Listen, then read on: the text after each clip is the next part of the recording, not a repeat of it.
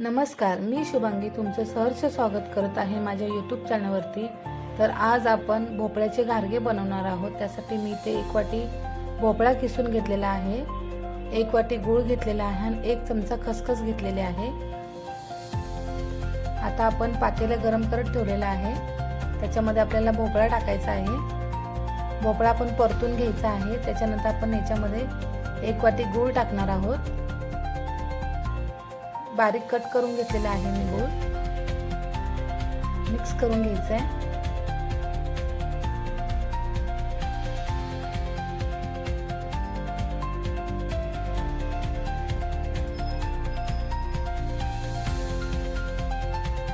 आपल्याला बारीक गॅसवरतीच मिक्स करून घ्यायचं आहे।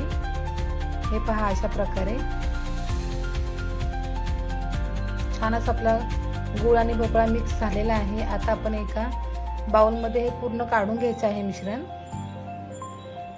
थोडं थंड होऊन द्यायचं आहे। त्याच्यानंतर आपण हे एका बाउल मध्ये काढून घ्यायचं आहे। आता आपण याच्यामध्ये 2 चमचे तांदळाचं पीठ टाकणार आहोत। तांदळाच्या पिठाने आपले चांगले घारगे असे खुसखुशीत होतील। त्यासाठी इथे मी 2 चमचे तांदळाची पिठी टाकत आहे।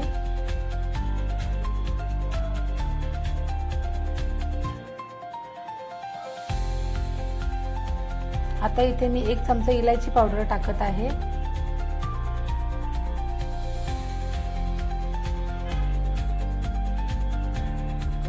आता आपण याच्यामध्ये गव्हाचं पीठ टाकायचं आहे।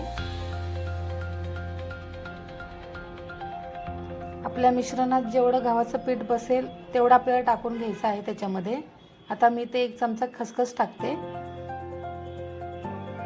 मिक्स करून घ्यायचं आहे। आपल्याला एक्स्ट्रा पाणी टाकायची गरज नाहीये, याच्यामध्ये एक्स्ट्रा पाणी टाकायचं नाहीये। जेवढा आपण याच्यामध्ये पीठ बसेल तेवढा आपण याच्यामध्ये भिजवून घ्यायचं आहे।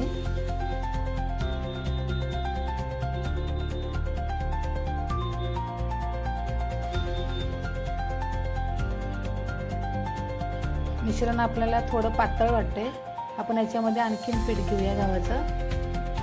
आता आपण हे मळून घ्यायचं आहे।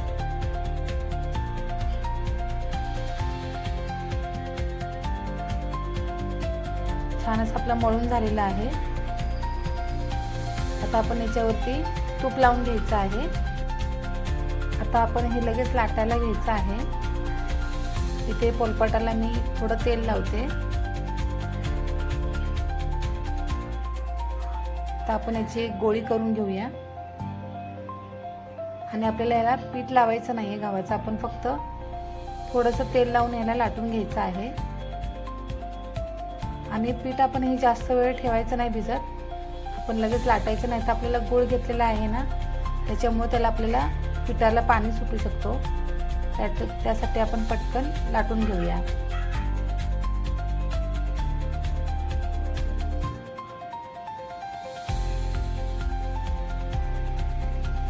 छोटे छोटे गोळे करूनच आपल्याला लाटून घ्यायचे आहेत।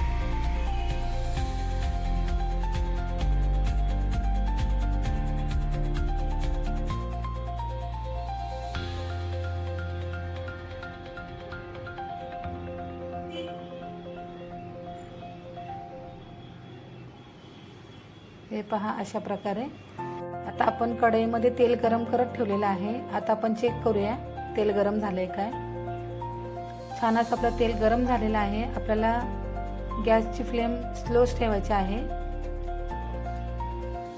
स्लो फ्लेमवरतीच आपल्याला घारगे तळून घ्यायचे आहेत। हे पहा, अशा प्रकारे।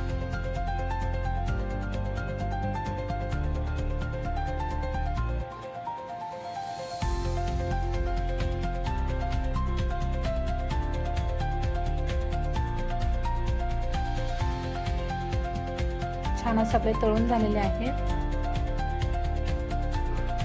काढून घेऊया।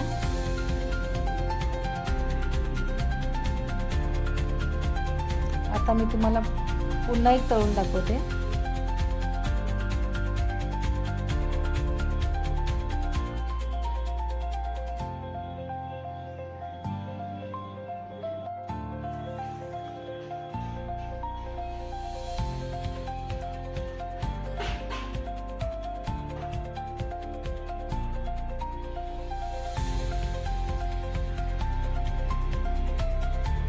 जास्त डार्क करायचे नाही आहेत, थोडे लालसर झाले कीच लगेच काढून घ्यायचे आहेत, कारण काढल्यानंतरही त्याचा कलर बदलतो, त्यासाठी आपण हे अशा प्रकारे काढून घ्यायचं आहे।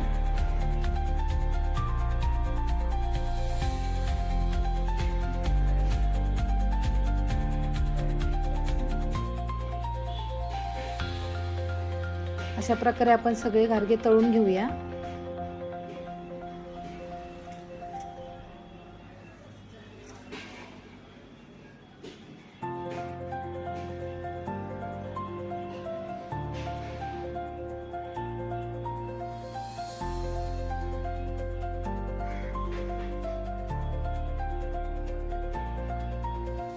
छान असे आपले घारगे तळून तयार झालेले आहेत।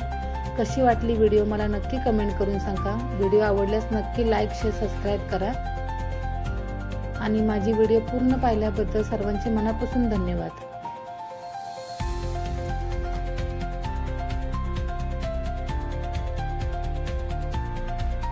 आणि हे भोपळ्याचे घारगे तुम्ही नक्की करून पहा, खूप छान लागतात।